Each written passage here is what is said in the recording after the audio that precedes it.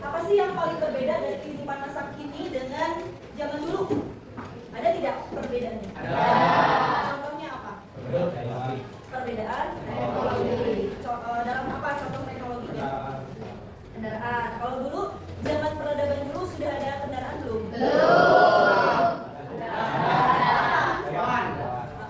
Hewan. Tapi ditarik dengan kalau misalnya bawa barang itu ditariknya dengan apa? Dengan roda. Di peradaban Mesopotamia itu pertama kali ditemukan roda. Sekarang roda digunakan nggak sampai? Ada nggak sih kalau perbedaan dulu dengan sekarang rodanya itu? Ada. Kalau dulu masa dulu di zaman Mesopotamia rodanya terbuat dari apa?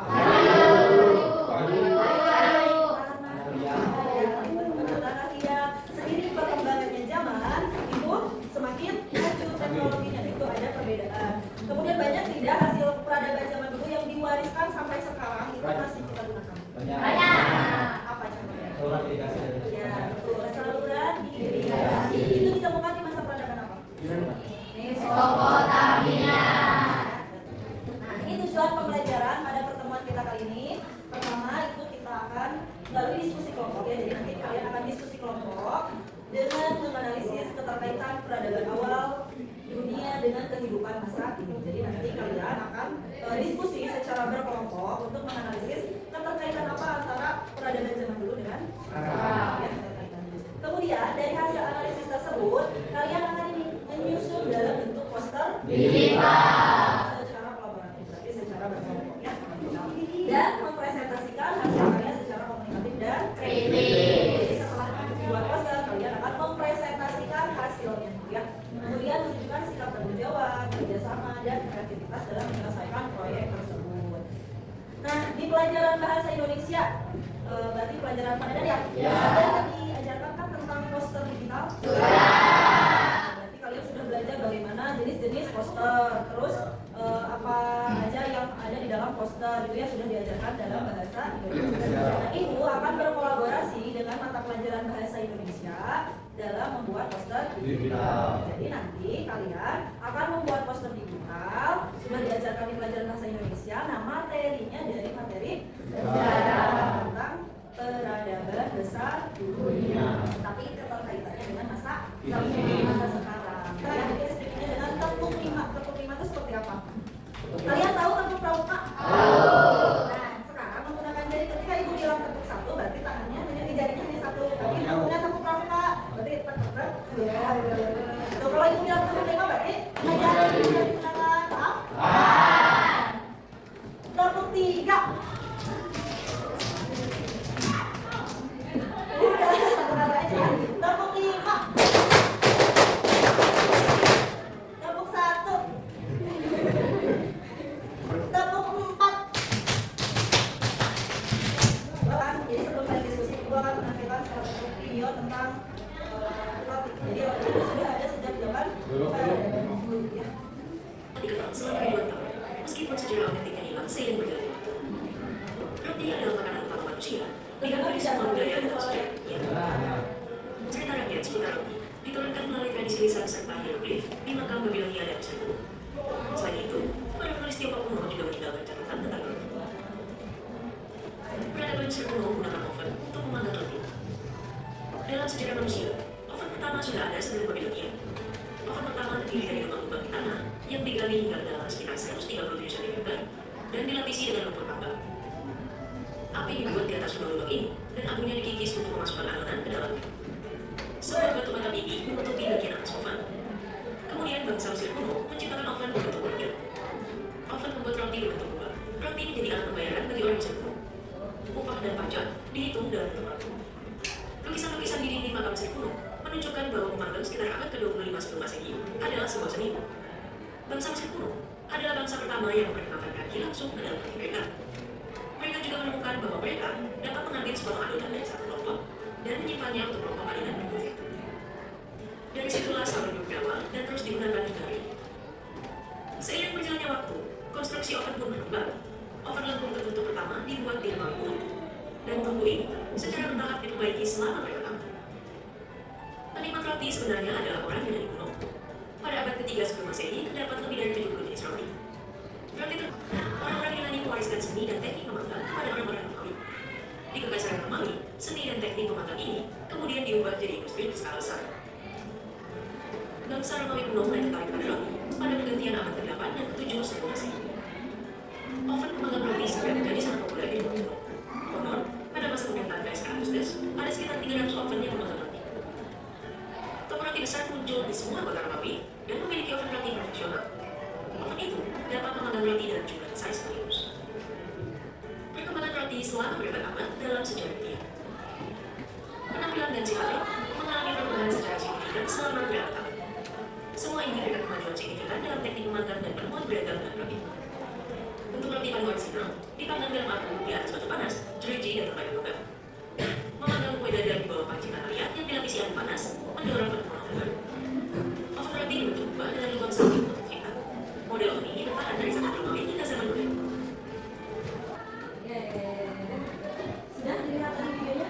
Nah, bagaimana peninggalan awal dunia masih mempengaruhi kehidupan kita saat ini? Ada tidak pengaruhnya di peradaban awal sampai saat ini? Kalau dari video tadi apa? Tidak apanya?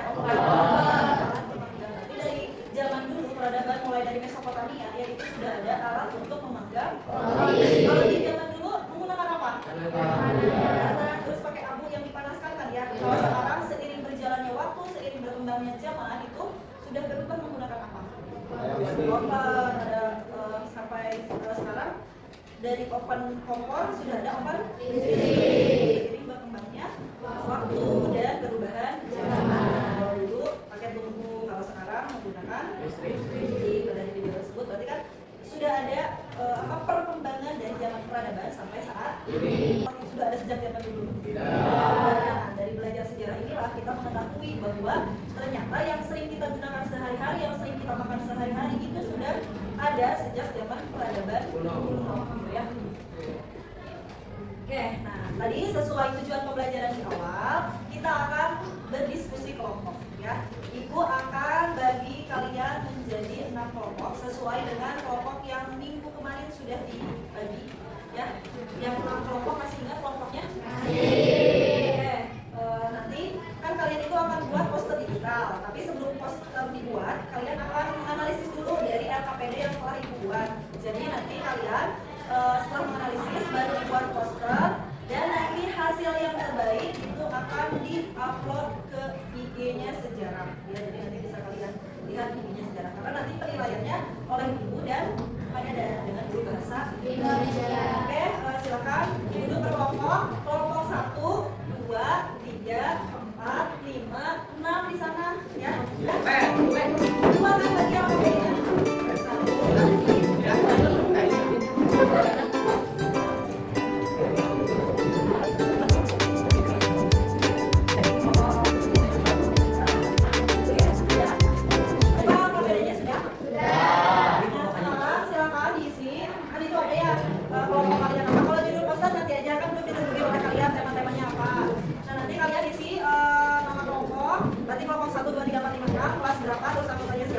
Nah baru dilakukan pengerjaan proyek itu kalian silakan jawab pertanyaan tersebut yang nantinya kalian akan dijadikan sebuah poster digital. Jadi tentuin temanya oleh kalian, terserah mau apa. Yang terpenting itu mulai dari peradaban Asia, Afrika, dan Eropa. Pilih salah satu mau peradaban mana, kemudian mau tentang segi apanya boleh bebas, terserah kelompok kalian diskusikan. Misalnya mau ambil dari Mesopotamia, peradaban Mesopotamia, oh ternyata saya mau ambil yang teknologinya misalnya. Nah, analisis oleh kalian, ada nggak sih dari teknologi Mesopotamia itu yang masih ada keterkaitannya dari zaman dulu sampai sekarang, sampai saat ini, gitu ya, paham? Nah, juga di LKPD, boleh dijawab. Ada yang mau ditanyakan dulu tidak? Tidak. Kalau ada yang bertanya, nanti silakan jangan suka-suka untuk bertanya gitu. Barangkali ada yang kurang paham, ya. Gimana ya? Ya, mau tentang apanya? Ada apa? Irigasi sama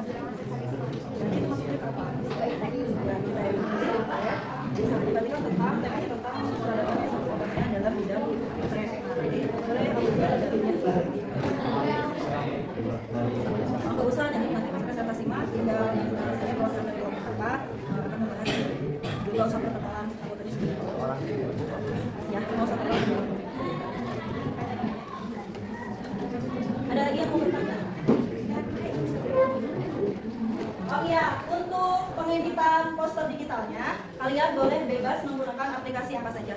Ya, barangkali selain Canva ada lagi aplikasi lain yang kalian lebih tahu, lebih paham, boleh bebas ya. Jadi tidak hanya terpaku ke aplikasi Canva, boleh aplikasi-aplikasi yang lain.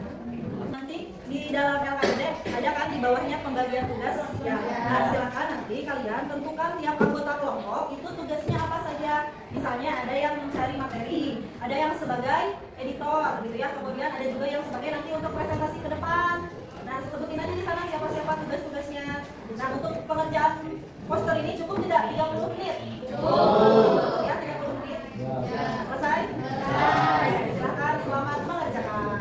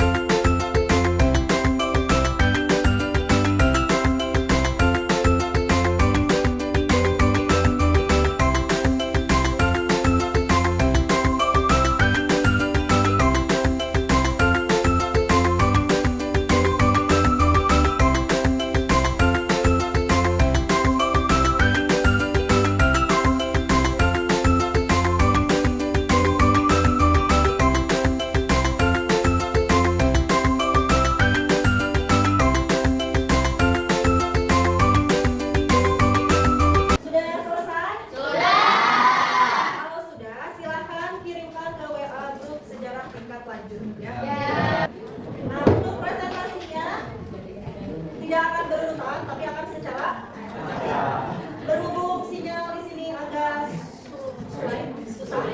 Jadi itu pakai aja ya buat pembagian siapa yang duluan. Siap ya? Ya.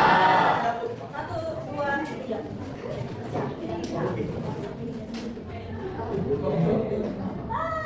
Kelompok berapa ya?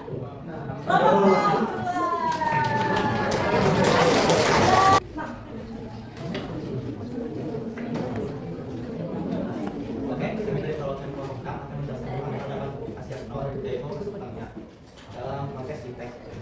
di dalam teks terbagi menjadi 3 warisan. Yang pertama sistem mitigasi, yang kedua roda, dan yang ketiga dalam hexadesimal. Apa sih yang dimaksud dengan sistem mitigasi? Sistem mitigasi jam canggih untuk mendukung pertanian mereka atau saluran, teknik canggih seperti kanal dan bendungan memungkinkan mereka untuk mengairi lahan pertanian yang luas dan meningkatkan hasil panennya. Dan yang kedua adalah roda. Roda pertama kali diciptakan bukan untuk transportasi, melainkan sebagai alat pembuatan tembikar atau roda putar. Sekitar 3.500 tahun sebelum Masehi, pengrajin membuat tembikar yang lebih simetris dan efisien. Dan sekitar 300 tahun kemudian, roda mulai diadaptasi untuk gerobak, untuk kereta perang. Menjadi langkah awal penting dalam teknologi transformasi pada zaman sekarang. Yang ketiga, bilangan hexadesimal atau hitungan 60 adalah sistem bilangan 60 sebagai basisnya. Masih sangat terasa dalam kehidupan modern, khususnya dalam pembagian waktu dan sudut, seperti 60 detik dalam 1 menit, 60 menit dalam 1 jam, dan pembagian sekarang menjadi 360 derajat atau 6 kali 60 untuk mengukur sudut di berbagai bidang seperti navigasi dan astronomi. Mengapa warisan Mesopotamia penting untuk dipelajari? Karena untuk memahami tentang sistem navigasi, roda, dan bilangan hexadesimal, mempelajari warisan ini membantu kita menghargai kontribusi peradaban masa lalu dan memahami bagaimana inovasi tersebut membentuk dunia yang kita ingin dan memberikan wawasan tentang bagaimana masyarakat yang relevan dan untuk menghadapi masalah-masalah global saat ini. Ini perwakilan dari kelompok 5 sebagai presenter akan mempresentasikan tentang keterkaitan peradaban awal dunia dengan masa kini. Di sini kami memilih peradaban Cina kuno sebagai warisan budaya. Tanpa berlama-lama langsung saja ke materinya yang akan disampaikan oleh Cina kuno. Baik, jadi warisan budaya Cina kuno itu ada Kain Sutra.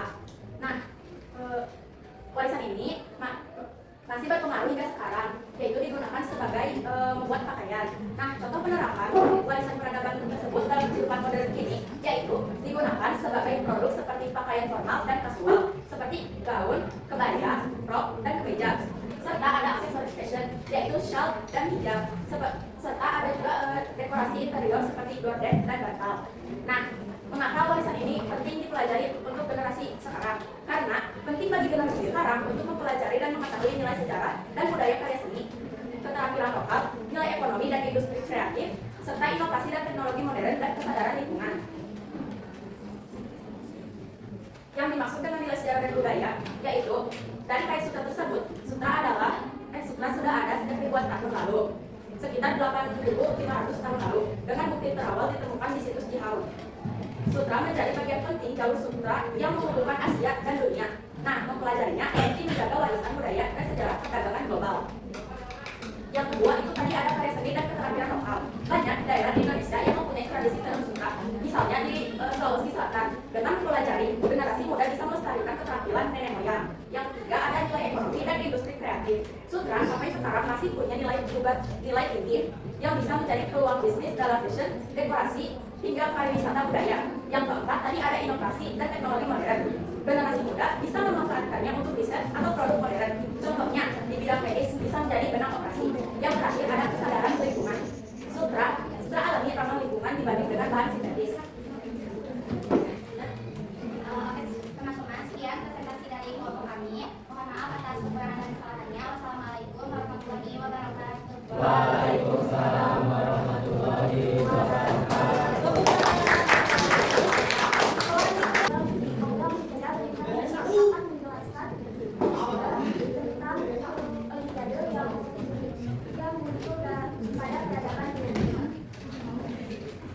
Menjelaskan bahwa Olimpiade pertama kali muncul pada peradaban Yunani kuno di kota Olimpia tahun 776 sebelum Masehi. Awalnya Olimpiade ini dilaksanakan sebagai penghormatan kepada Dewa Zeus dan menjadi ajang olahraga serta persatuan bangsa Yunani. Tradisi ini kemudian dihidupkan kembali pada tahun 1896 sebagai Olimpiade modern yang masih diselenggarakan hingga sekarang setiap 4 tahun sekali. Olimpiade ini sebagai simbol sportivitas, perdamaian, dan persatuan bangsa-bangsa di dunia. Saya yang dapat kami sampaikan, maaf bila ada yang kekurangan. Wassalamualaikum warahmatullahi wabarakatuh. Tepuk tangan. Baik teman-teman, kami dari kelompok 3 akan mempresentasikan sekaligus membahas warisan hukum dan politik peradaban Roma kuno. Baik, di sini saya akan menjelaskan tentang warisan peradaban Roma kuno. Ada yang pertama, konsep hukum dan hukum ekonomi modern. Konsep hukum adalah sistem pemerintahan modern seperti demokrasi, parlemen, dan pemisahan kekuasaan. Hukum ekonomi modern adalah prinsip bahwa semua warga negara memiliki kedudukan yang sama di hadapan hukum dan pemerintahan. Mengapa sih warisan ini penting untuk dipelajari oleh generasi sekarang? Karena memahami konsep ini membantu generasi mendatang untuk mewujudkan masyarakat yang adil, memberikan serangan manusia yang konsisten, dan memperdayakan masyarakat untuk memperoleh akses keadilan. Baik teman-teman, mungkin kemudian Waalaikumsalam warahmatullahi wabarakatuh.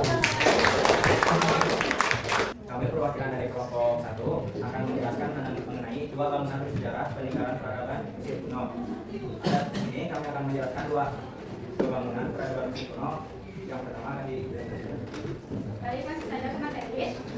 Jadi yang kami akan bahas yaitu piramida dan Sphinx. Jadi piramida Giza dibuat sekitar 2580 sampai 2560 sebelum Masehi pada masa kerajaan lama oleh Firaun Khufu. Adapun Sphinx dibuat sekitar 2500 sebelum Masehi pada masa dinasti keempat oleh pemerintahan Firaun Khafre. Adapun fungsi piramida Giza dan Sphinx pada zaman dulu dan zaman sekarang. Pada zaman dulu, piramida Giza berfungsi sebagai makam Firaun, simbol keagungan serta religius bangsa Mesir. Sedangkan Sphinx berfungsi sebagai penjaga kompleks piramida, melambangkan kekuatan, kebijaksanaan dan kebijaksanaan untuk para manusia. Sekarang keduanya berfungsi sebagai peninggalan sejarah, ikon kebudayaan Mesir kuno, objek wisata dan bahan arkeologi. Baik teman-teman, jadi cuma segitu penjelasan dari semua kami. Wassalamualaikum warahmatullahi wabarakatuh. Waalaikumsalam warahmatullahi wabarakatuh. Berdirinya kami di sini akan mempresentasikan tentang hasil peradaban ilmu pengetahuan Mesir kuno yaitu sistem kalender. Baik, Apa sih sistem kalender itu? Sistem kalender itu gunanya untuk penyusunan waktu yang membagi periode waktu ke dalam bentuk tanggal, bulan, hari, dan tahun. Itu yang pertama kali ditemukan oleh Mesir kuno, dan ini yang pertama kali dibuat oleh Mesir kuno. Dan kalender ini itu kalender yang digunakan sampai sekarang itu. Dan penemunya itu Paus Gregorius pada tahun 1582. Kalau ini mah enggak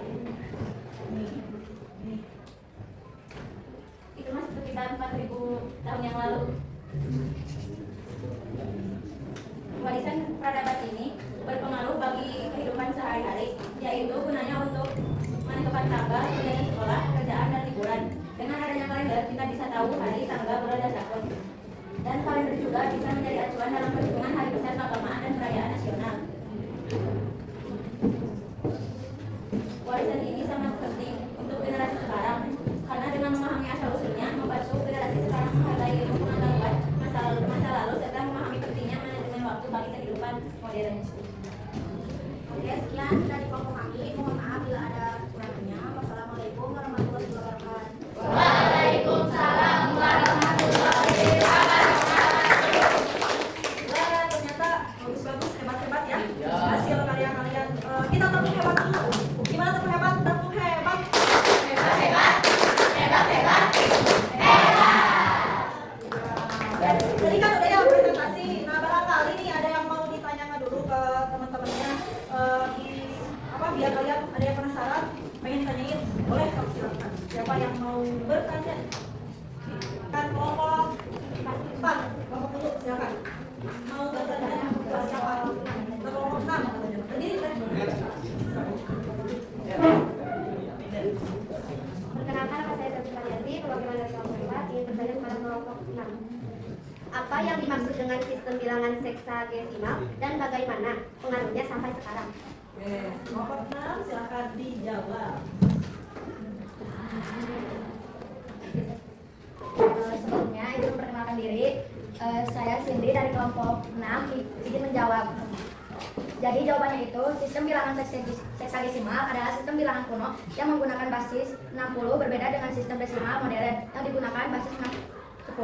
Pengaruhnya masih terasa hingga sekarang dalam pengukuran waktu dan sudut, seperti 1 jam dibagi menjadi 60 menit dan 1 menit dibagi menjadi 60 detik. Cukup. Gimana kelompok 4? Cukup? Tepuk tangan dulu. Sudah cukup? Saya. Boleh, Rengat. Assalamualaikum warahmatullahi wabarakatuh. Waalaikumsalam warahmatullahi wabarakatuh. Saya ingin bertanya kepada kelompok 4. 4. Olahraga apa yang pertama kali diselenggarakan di Olimpiade? Sebelumnya izin memperkenalkan diri, perkenalkan nama saya Yeki Manona, perwakilan dari kelompok 4. Izin menjawab pertanyaan dari rekan mereka. Olahraga pertama yang diadakan di Yunani kuno adalah lomba lari step, yang merupakan satu-satunya acara pada pertemuan pertama Olimpiade kuno di Olimpia pada tahun 796 sebelum Masehi. Lomba ini yang panjangnya sekitar 192 meter diselenggarakan untuk menghormati Dewata. Maka cukup. Terima kasih. Ya. Tepuk tangan.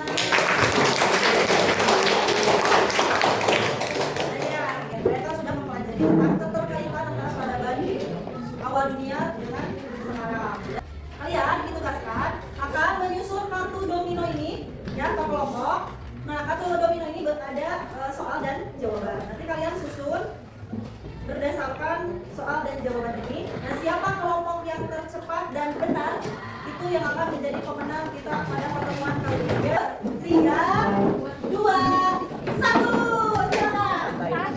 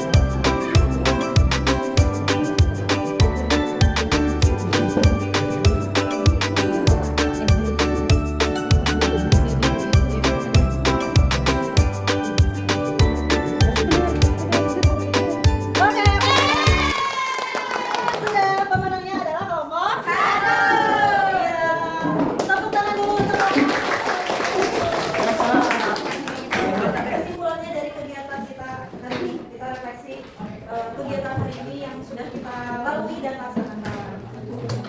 Bagaimana perasaan kalian? Apa yang telah kalian pelajari dari tadi di awal sampai kalian presentasi dan melaksanakan turnamen games ya, games turnamen? Boleh ajak silakan. Boleh deh. Tadi kan tentang berkaitan peradaban awalnya sampai saat ini. Boleh dari presentasi yang kalian ada dari kelompok yang ya. berkaitannya pada zaman sekarang itu hukum sistem hukum itu masih dipakai sama negara-negara di berbagai dunia yang digunakan untuk menertibkan masyarakat. Tepuk tangan.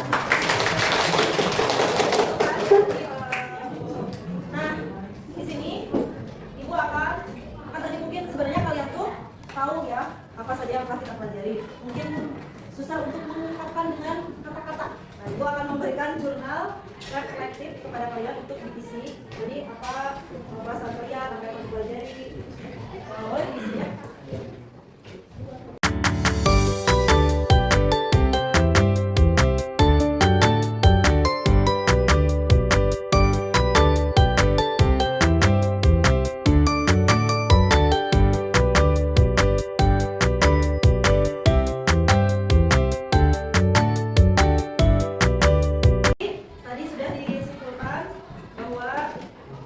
Mempelajari keterkaitan peradaban awal dengan peradaban masa kini. Berarti sudah ada keterkaitannya. Salah satu contohnya dari peradaban Mesopotamia yang paling kita rasakan itu tadi ada penemuan. Nah, kemudian ada juga penanggalan atau juga sistem dan juga angka ya yang angka 60. Jadi penentuan waktu bahwa 1 jam itu ada 60 menit, 1 menit ada 60 detik.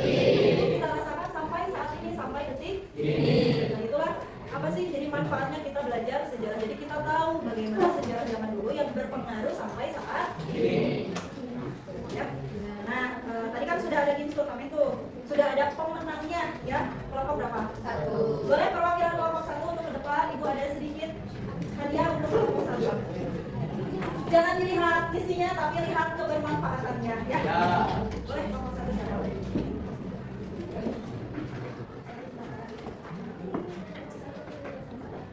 Tepuk tangan dulu.